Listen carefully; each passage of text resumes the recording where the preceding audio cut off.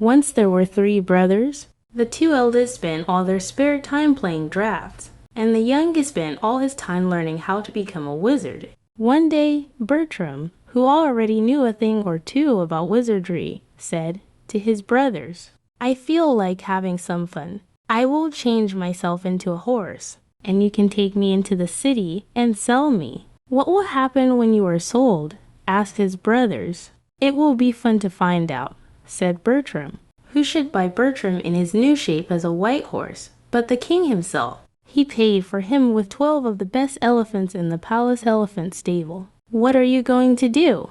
whispered Bertram's brother as the king prepared to mount. "The king will behead you if he finds out you have tricked him." "Don't worry about me," whispered Bertram. "Take the elephants and go home." The white horse gave the king a splendid ride. No one else could keep up with him. When they arrived at the palace gate, the king had to dismount to open the gate himself. No sooner had he dismounted than the white house bolted.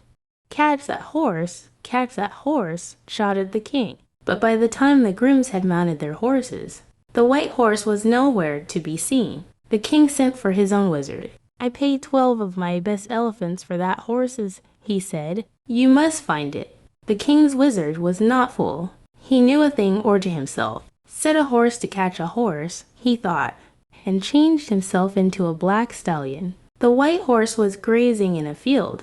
He heard the black stallion galloping towards him, and changed himself into a large white eagle. He soared up into the sky on strong white wings. The king's wizard, who certainly did know a thing or two, changed into a black eagle. He soared up into the sky on strong black wings. The white eagle saw him coming and changed into a white hawk. The black eagle changed into a black kite and chased the hawk into the trees, where Bertram's brothers were sitting and playing drafts. The white hawk changed into a white draft piece and hid amongst the other pieces on the board. The black kite changed into the king's wizard. "May I have my draft piece?"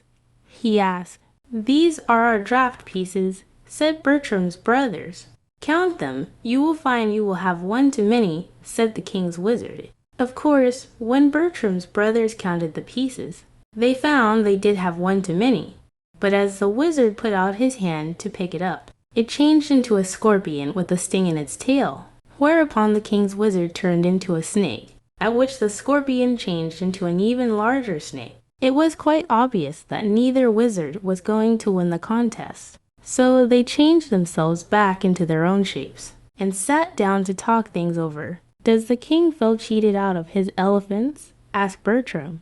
"He does," said the king's wizard, "and not without cause." "I was only having fun," said Bertram. "I will send them back at once. I'd go home myself, if only I knew the way," said the king's wizard, who sometimes, it would seem, did not know a thing or two. "I will take you," said Bertram. The 2 wizards changed themselves into black crows and flew off towards the palace. Bertram's brothers said they much preferred their own way of having fun. All that changing from one thing to another was far too exhausting.